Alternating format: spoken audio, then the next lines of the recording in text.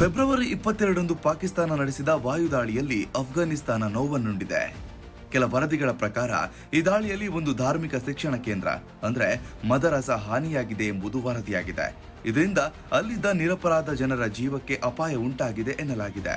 ಈ ಘಟನೆ ನಂತರ ಎರಡು ದೇಶಗಳ ನಡುವಿನ ಉದ್ವಿಗ್ನತೆ ಮತ್ತೆ ಹೆಚ್ಚಾಗಿದೆ. ಪಾಕಿಸ್ತಾನ ಸರ್ಕಾರದ ಹೇಳಿಕೆಯ ಪ್ರಕಾರ ಇಸ್ಲಾಮಾಬಾದ್, ಬಜೌರ್ ಮತ್ತು ಬನ್ನು ಪ್ರದೇಶಗಳಲ್ಲಿ ನಡೆದ ಬಾಂಬ್ ಸ್ಫೋಟಗಳಿಗೆ ಪ್ರತೀಕವಾಗಿ ಈ ದಾಳಿ ನಡೆಸಲಾಗಿದೆ. ಈ ದಾಳಿಗಳಿಗೆ ತೆಹ್ರೀಕ್-ಇ-ತಾಲಿಬಾನ್ ಪಾಕಿಸ್ತಾನ್ ಟಿಟಿಪಿ ಎಂಬ ಸಂಘಟನೆ ಕಾರಣವೆಂದು ಪಾಕಿಸ್ತಾನ ಆರೋಪಿಸಿದೆ.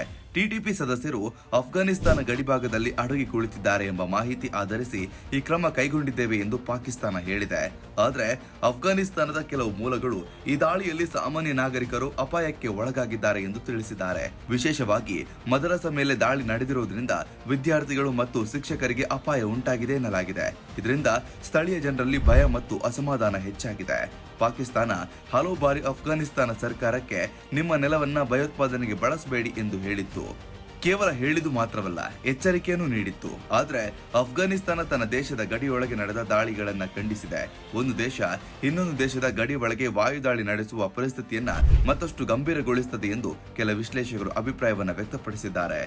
ಈ ಘಟನೆ ದಕ್ಷಿಣ ಏಷ್ಯಾದ ಭದ್ರತಾ ಪರಿಸ್ಥಿತಿ ಎಷ್ಟು ಸೂಕ್ಷ್ಮವಾಗಿದೆ ಎಂಬುದನ್ನು ತೋರಿಸುತ್ತದೆ.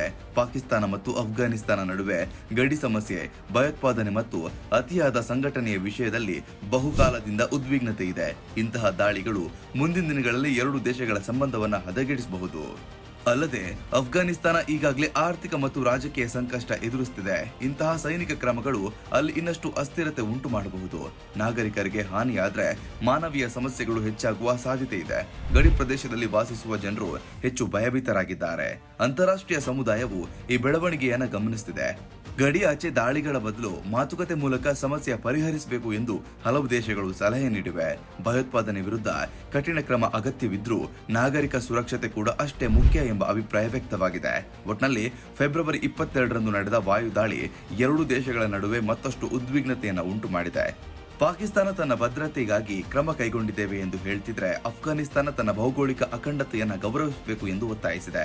ಮುಂದಿನ ದಿನಗಳಲ್ಲಿ ಈ ಪರಿಸ್ಥಿತಿ ಹೇಗೆ ಮುಂದುವರಿಯುತ್ತದೆ ಎಂಬುದು ಗಮನಿಸಬೇಕಾದ ವಿಷಯವಾಗಿದೆ. ಸಂವಾದ ಮತ್ತು ಶಾಂತಿಯುತ ಪರಿಹಾರವೇ ಈ ಸಮಸ್ಯೆಗೆ ದೀರ್ಘಕಾಲೀನ ಮಾರ್ಗ ಎಂದು ತಜ್ಞರು ಅಭಿಪ್ರಾಯವನ್ನು ವ್ಯಕ್ತಪಡಿಸಿದ್ದಾರೆ. ನಿಮ್ಮ ಪ್ರಕಾರ ಈ ದಾಳಿಯ ಬಗ್ಗೆ ಅಭಿಪ್ರಾಯ ಏನು ಅನ್ನೋದನ್ನ ದಯವಿಟ್ಟು ಕಮೆಂಟ್ ಮೂಲಕ ತಿಳಿಸಿ. ಧನ್ಯವಾದಗಳು. ಯಾವುದೇ ಸುದ್ದಿಯ ಅಪ್ಡೇಟ್ ಅನ್ನ ಮಿಸ್ ಮಾಡ್ಕೊಳ್ಬಾರ್ದು ಅಂದ್ರೆ ಈಗ್ಲೇ ಒನ್ ಇಂಡಿಯಾವನ್ನ ಸಬ್ಸ್ಕ್ರೈಬ್ ಮಾಡಿ. ನಿಮಗೆ ಬೇಕಾದ ಭಾಷೆಯಲ್ಲಿ ಎಲ್ಲಾ ಸುದ್ದಿ ತಿಳಿಬೇಕು ಅಂದ್ರೆ ಒನ್ ಇಂಡಿಯಾ ಆಪ್ ಅನ್ನ ಡೌನ್ಲೋಡ್ ಮಾಡ್ಕೊಳ್ಳಿ.